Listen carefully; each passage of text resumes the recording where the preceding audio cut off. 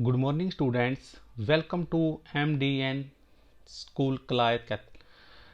कल हमने जैसा कि बजट के बारे में डिस्कस किया था। आज हम बजट को आगे देखेंगे कि फाइनेंशियल बिल बजट कैसे तैयार किया जाता है और उसके अंदर योजनाएं क्या है और उसके जीरो बेस्ड सिस्टम क्या होता है, बजट तैयार कौन करता है। ऐसे ही आज आगे हम पढ़ेंगे। सबसे पहले तो मैं सभी विद्यार्थियों को यह बताना चाहता हूँ कि जो MDN पब्लिक स्कूल कलायत है, जिनके सभी अध्यापक हैं बड़े ही प्रशंसा के पात्र हैं, जो इतनी मेहनत करके खुद अपनी सेल्फ वीडियो बनाकर बच्चों को प्रोवाइड करवा रहे हैं। हमारे सभी स्कूलों की, बहुत सारे स्कूलों से मैं ऑनलाइन रहता हूँ, मैंने देखा है सभी स्कूलों के जो टीचर्स हैं सभी क्या करते हैं, यूट्यूब से लिंक उठाया और सेंड कर देते हैं। मैं इस स्कूल के सभी भी टीचरों का और सभी मैनेजमेंट कमेटी के मेंबर्स का भी बड़ा धन्यवाद करता हूं कि हमें भी इससे कुछ सीखने को मिला। अब हम बजट के बारे में डिस्कस करते हैं पार्ट 2 में, लेक्चर 2 में।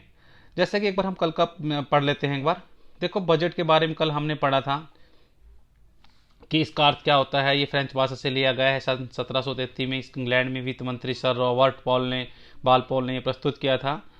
आगे देखो, अनुच्छेद 112 में इसका उल्लेख किया गया है। बजट का सरकारी राजकोषीय नीति, फिजिकल पॉलिसी, राष्ट्रपति के सहमति से वित्त मंत्री लोकसभा में वित्तीय वर्ष के लिए बजट प्रस्तुत करता है। संसद में बजट को मनी बिल के रूप में प्रस्तुत किया जाता है। मनी बिल संविधान के अनुच्छेद 110 में इसका उल्लेख है। कोई बिल मनी बिल है या क्या नहीं, तो इसे लोकसभा का स्पीकर बताता है। उसके बाद देखो, हमने पता था संचित निधि में क्या आता है। धन निकालना, जमा करना, उधार लेना, उधार देना, न्यू टैक्स लगाना। उसके बाद आया था लोकसभा स्पीकर कैसे पारित करता है बिल को। उसके बाद राष्ट्रपति के पास, राष्ट्रपति लोकसभा राज्यसभा को क्या होता है, 14 दिन में उसका परिणाम देना होता है। और उसके बाद लोकसभा के पास द्वारा राष्ट्रपति के पास चला जाता है। आज हम बात करेंगे फाइनेंशियल बिल की। फाइनेंशियल बिल को वित्त विधेयक भी कहते हैं। क्या कहते हैं? वित्त विधेयक। बेटा, इस दस्तावेज में नए करों को लागू करने और पुराने करों में परिवर्तन करने संबंधित प्रस्ताव होते हैं। देखो, फाइनेंशियल बिल क्या होता है, नए तो टैक्स लागू करना है और जो पुराने टैक्स लगे हुए हैं उसमें परिवर्तित करना संबंधित प्रस्ताव होते हैं, जिसे हम वित्त विधेयक कहते हैं। इसका उल्लेख संविधान में अनुच्छेद 117 में किया गया, जैसा भी दिखाया गया, आप इसको भी अंडरलाइन कर लें। इसका उल्लेख फाइनेंशियल बिल वित्त विधेयक का संविधान के अनुच्छेद 117 में किया गया है। अब आता है बजट कौन तैयार करता है। बजट कौन तैयार करता है? सबसे पहले वित्त मंत्रालय, फाइनेंस मिनिस्टर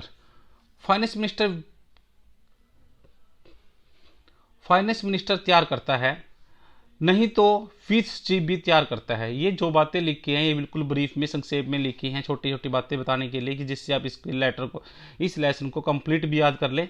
वित्त मंत्रालय फाइनेंस मिनिस्टर तैयार करता है। अगर नहीं, फाइनेंस मिनिस्टर नहीं करेगा तो वित्त सचिव भी इसको तैयार करता है, फाइनेंस सेक्रेटरी, जैसा कि आप देख रहे हैं। संसद द्वारा बजट पास किए जाने तक सरकारी खर्च, लेखानुदान वोट ऑन अकाउंट के तहत प्राप्त किया जाता है। इसका संविधान में अनुच्छेद 116 में उल्लेख है, जैसा कि आप देख भी रहे हैं। जिस दिन बजट लोकसभा में आता है उसी दिन राज्यसभा में भी प्रस्तुत होता है।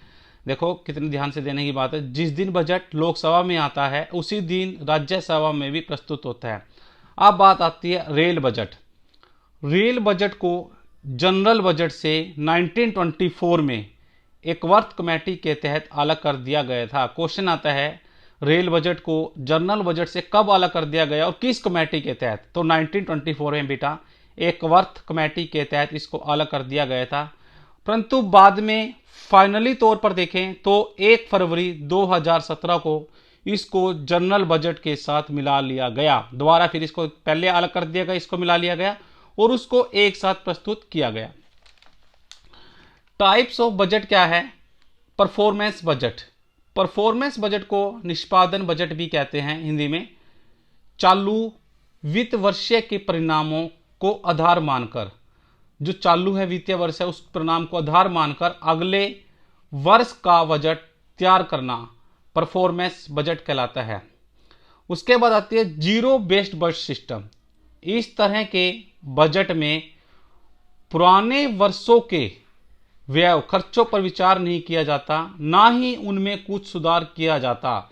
नए वर्ष के लिए बिल्कुल नए सिरे से बजट तैयार किया जाना ही जीरो बेस्ड बजट सिस्टम कहलाता है। क्वेश्चन आता है जीरो बेस्ड बजट सिस्टम क्या है? जो पुराने वर्षों में खर्च हो गया उस पर कोई विचार नहीं किया जाएगा, यह बिल्कुल नए सिरे से ही लागू किया जाता है, तैयार किया जाता है। अब देखो, इस प्रणाली को सूर्य अस्त बजट भी कहते हैं, इसको अंडरलाइन भी कर रखा है, आप लोग विद्यार्थी भी सभी कर ले। इस प्रणाली को सूर्य अस्त बजट अर्थात सनसेट बजट सिस्टम भी कहते हैं।